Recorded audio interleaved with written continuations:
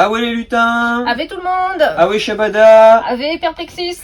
Donc aujourd'hui, présentation des nouveautés de la semaine, donc en costume d'époque s'il vous plaît, pour l'Empire de César et Nous Fragment. avons tout misé cette semaine Voilà, sur sur César. l'Empire de César. Et bien sûr, le très joli jeu Fragment également. Voilà. Alors, belle présentation de César. C'est César. parti. Il faut rendre à César ce qui est à César, mais pas à ce point-là. Du coup, le but du jeu, ça va être d'aller récupérer toutes les ressources de toutes les villes de l'Empire de César. Donc pour ce faire, on va parcourir et on va construire des routes avec nos petits légionnaires romains. Et les ressources, on va venir les mettre sur nos petits plateaux de jeu. Petite mise au point. Et les ressources, on va venir les mettre sur nos plateaux de jeu, donc il y en a 9 différentes.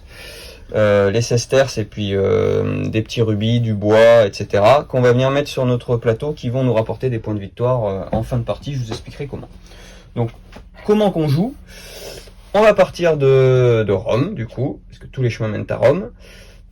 On va aller conquérir une ville qui n'est pas encore conquise. Donc, admettons que je vais ici, donc dans le bon sens, ça serait mieux. Donc, je vais récupérer le petit bouclier de la ville et la petite denrée que je vais mettre sur mon plateau. Et ensuite, on va marquer les points pour rentrer à Rome, faire notre rapport.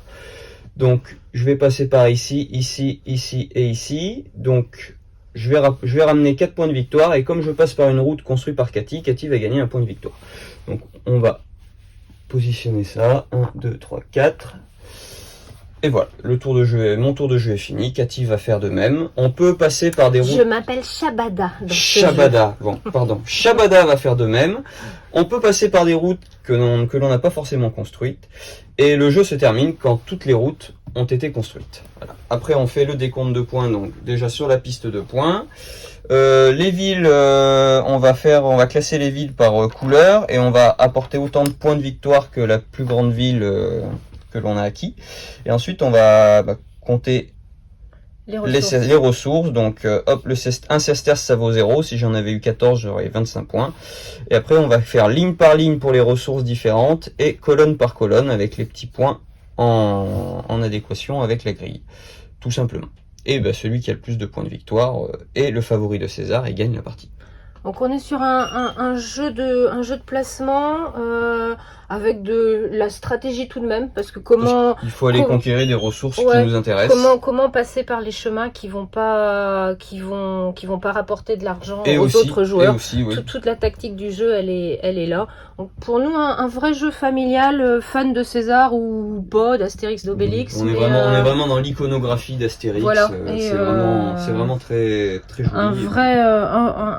Un bon jeu familial, très sympathique.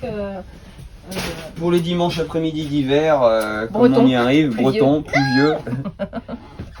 Et voilà, ça c'était l'Empire de César. Le bon jeu familial qu'on vous propose pour cette fin d'année. Et sinon, on a Fragment. Alors, Fragment, je vais pousser un peu nos amis gaulois. Tu peux prendre le rôle de la caméra, s'il te plaît, de façon à ce qu'on puisse le montrer un peu mieux. Alors, Fragment, là, on change complètement d'univers et de mécanique de jeu, puisqu'on va être sur un jeu narratif. Donc, l'idée, ça va être de se raconter ensemble une histoire. On vous propose déjà deux types d'univers, soit un univers post-apocalyptique, soit un univers avec des personnages extraordinaires, c'est-à-dire des super-héros et super-héroïnes, et à l'intérieur desquels vous avez 4 possibilités dans chaque cas. Une fois que vous avez choisi l'univers dans lequel vous voulez jouer, on va créer un début de partie.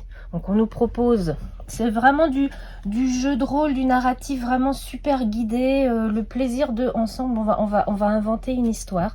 On va d'abord tous ensemble décider de ce qui se passe dans l'histoire. En remplissant les textes les textes à trous. Puis après, on va chacun choisir un personnage. On va en complétant et en définissant comment on s'appelle, qui on est, etc.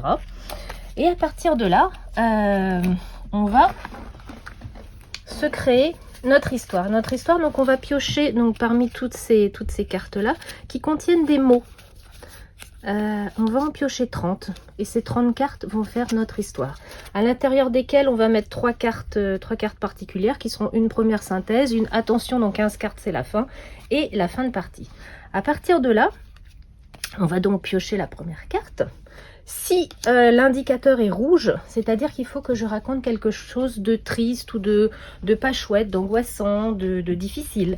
Si au contraire elle est grise, là par contre il faut que je raconte un truc joyeux.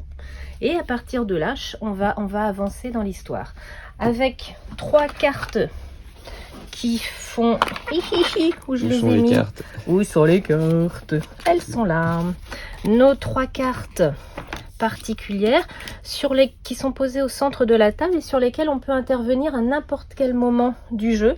Si quelqu'un veut prendre la parole, il va poser son doigt dessus pour du coup prendre la suite ou intervenir sur l'histoire.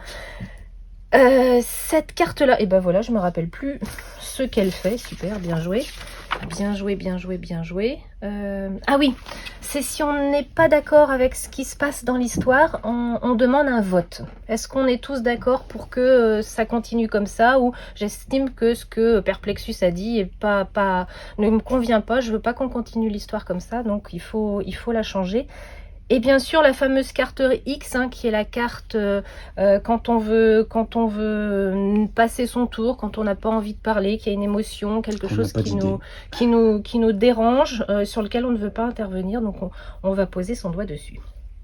Voilà, et donc au bout des 30 cartes, on se sera raconté une magnifique ou une très glauque histoire ou quelque chose qui sera qu'à nous et sur laquelle on peut aussi se la rappeler en utilisant le petit carnet de notes qui permet d'en discuter et de se rappeler ces moments mémorables qu'on aura passés ensemble. Voilà ces fragments. J'ai pas cité les auteurs, Gloops, Théo Rivière et Jonathan Fabre-Godal, qu'on connaît pour le Kikafé, qu'on adore. Théo Rivière, je ne présente pas, on connaît bien aussi. On n'a pas dit César, c'était de Mathieu Potvin. Voilà. Et c'était nos... c'était les nouveautés de la semaine. Voilà. En attendant... Oh, mais il y a ton nom là-dessus. Ah, bizarre.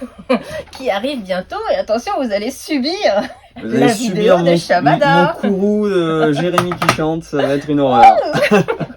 Sortez les parapluies. Et bonne nouveauté et à la semaine prochaine. À bientôt les lutins, à la prochaine.